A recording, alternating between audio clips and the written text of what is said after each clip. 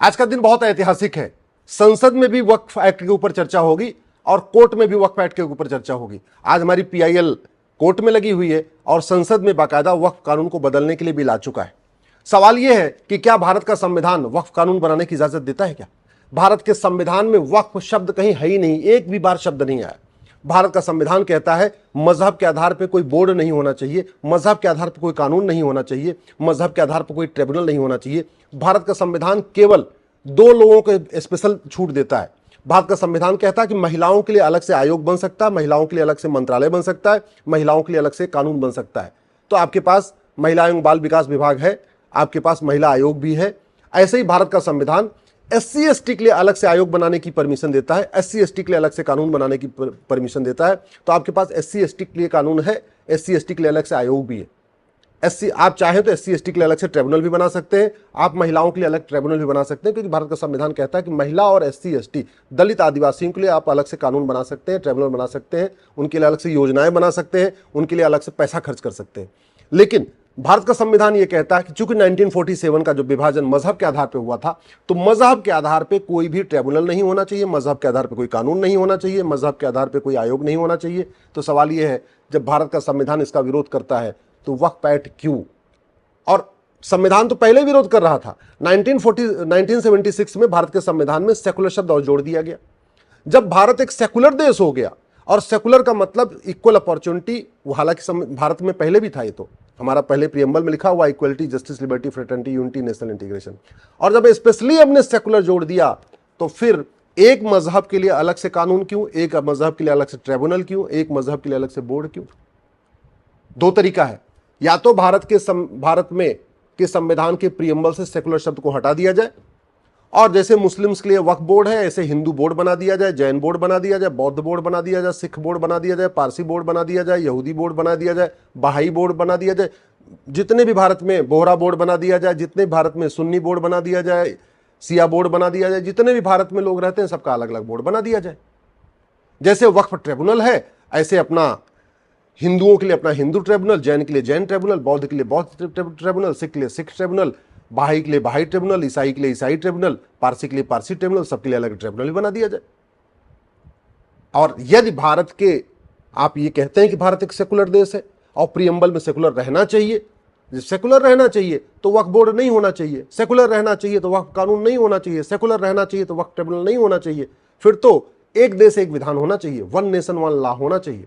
अगर भारत में वास्तव में हम चाहते हैं कि एक भारत में सेकुलरिज्म मजबूत हो, तो ये वक्फ बोर्ड को खत्म करना चाहिए, एक यूनिफॉर्म चैरिटी कोड बनाना चाहिए, यूनिफॉर्म प्रॉपर्टी कोड बनाना चाहिए, यूनिफॉर्म एंडाउमेंट कोड बनाना चाहिए। मतलब एक देश एक धर्मस्थल संहिता, एक देश एक संपत्ति संहिता, और एक देश एक दान संहिता, ये सबके लिए होना चाहिए। अलग से कोई व्यवस्था नहीं होनी चाहिए। जैसे हिंदू, जैन, बौद्ध, सिख, पारसी, ईसाई, बहाई के लिए जो जमीन डोनेट करते हैं, अगर उसका कोई विवाद होता है तो डिस्ट्रिक्ट कोर्ट में चलता है, सिविल जज के यहाँ चलता है। वैसे भी अगर मुस्लिम्स के जमीन का कोई विवाद होगा तो वहां पे सिविल जज के यहाँ चलेगा। जैसे हिंदू, जैन, बौद्ध, सिख का जो जमीन होता है उसका सर्वे करने का काम लेखपाल करते हैं, कानून गो करते हैं, पटवारी करते हैं, तहसीलदार करते हैं, वैसे मुस्लिम जो दान करेगा उसका सर्वे का काम भी वही लेखपाल, पटवारी, कानून गो करे। अलग से क्यों होना चाहिए, ये तो मैं पूछ रहा हूं। जो बदलाव आया है मैं उसका स्वागत करता हूं, लेकिन सवाल वही है कि क्या भारत के संविधान में वक्फ है? उससे भी बड़ी बात, कुरान में कहीं मजार शब्द नहीं है, कुरान में कहीं दरगाह शब्द नहीं है, कुरान में कहीं पक्का कब्रिस्तान शब्द नहीं। और इसीलिए पूरे अरब देशों में जहां से इस्लाम शुरू हुआ, आपका अरब हो गया, दुबई हो गया, कुवैत हो गया, अबू धाबी हो गया, मस्कट हो गया, बहरीन हो गया, कतर हो गया, वहां एक भी मजार नहीं, एक भी दरगाह नहीं, एक भी पक्का कब्रिस्तान नहीं। तो भारत में मजार, दरगाह और पक्का कब्रिस्तान वक्फ प्रॉपर्टी कैसे हो सकती है? इसलिए मैं कहता हूं कि ये जो वक्फ एक्ट है ये संविधान विरोधी भी है, इस्लाम विरोधी भी है, कुरान विरोधी भी है। ये जो वक्फ एक्ट है ये अनकॉन्स्टिट्यूशनल है, अनकुरानिक है, अन इस्लामिक है। इसलिए भारत में अगर वास्तव में हम चाहते हैं कि सेकुलरिज्म मजबूत हो, समता, समानता, समरसता मजबूत हो, देश की एकता, अखंडता मजबूत हो, तो मजहब के आधार पर कोई योजना नहीं होनी चाहिए। और उससे भी इंपॉर्टेंट क्या है, अब समय आ गया है कि माइनॉरिटी को डिफाइन कर दिया जाए। यूएन की डिफिनीशन कहती है कि 1% से ज़्यादा जो आबादी होती है वो माइनॉरिटी नहीं होती है। हम यूएन की डिफिनीशन अडॉप्ट क्यों नहीं कर रहे?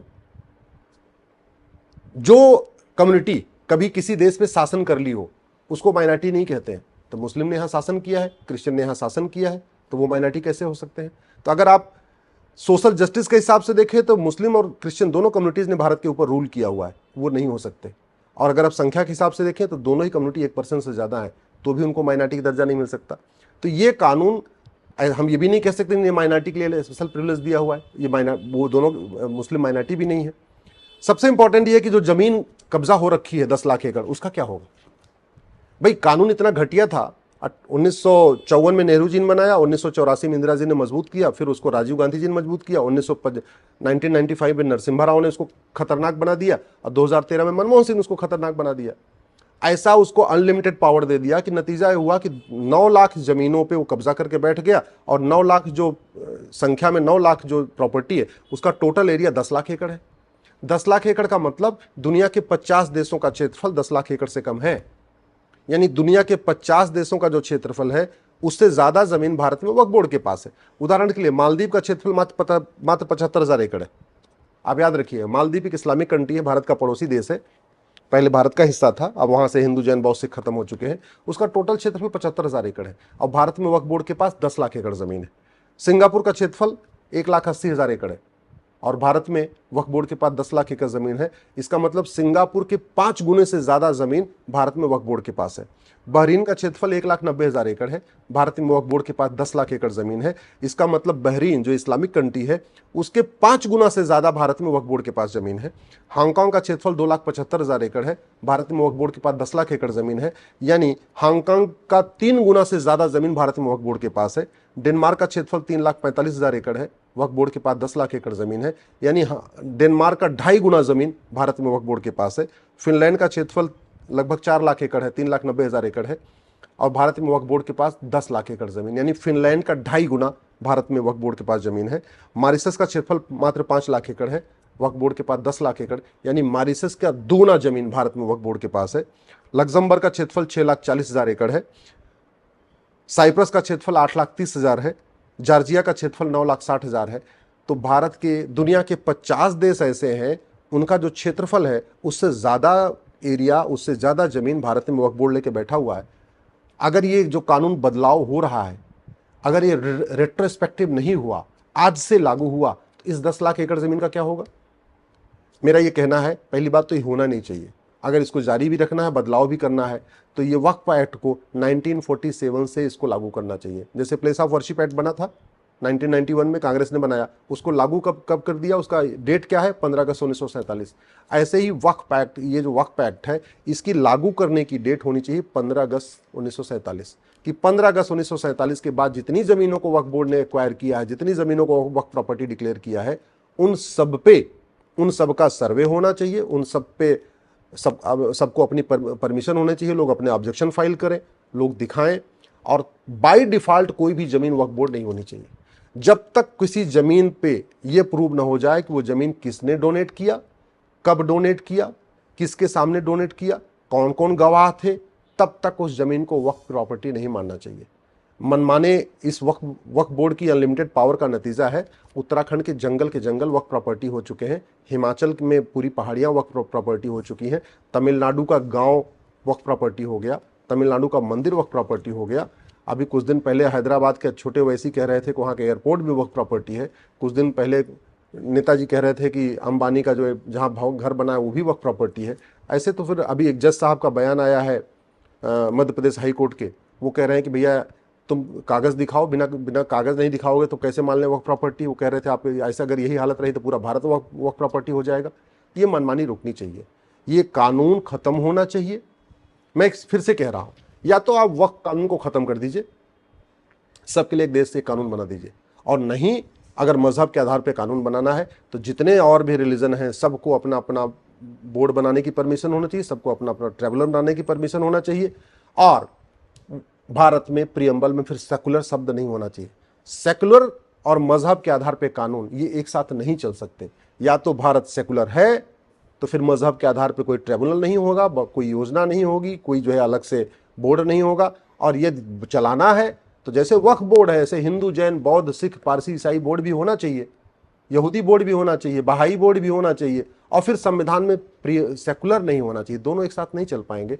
मैं आशा करता हूं कि आप मेरी बात से सहमत होंगे। इस वीडियो को अधिक से अधिक शेयर करिएगा, अपने सांसद को ज़रूर भेजिए, अपने विधायक को ज़रूर भेजिए इस वीडियो को।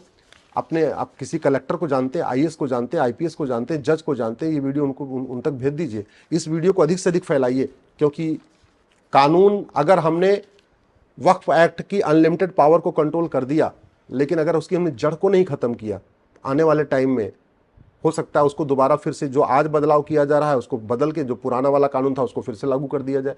इसलिए कहते हैं ना, न रहेगा बांस न बजेगी बांसुरी।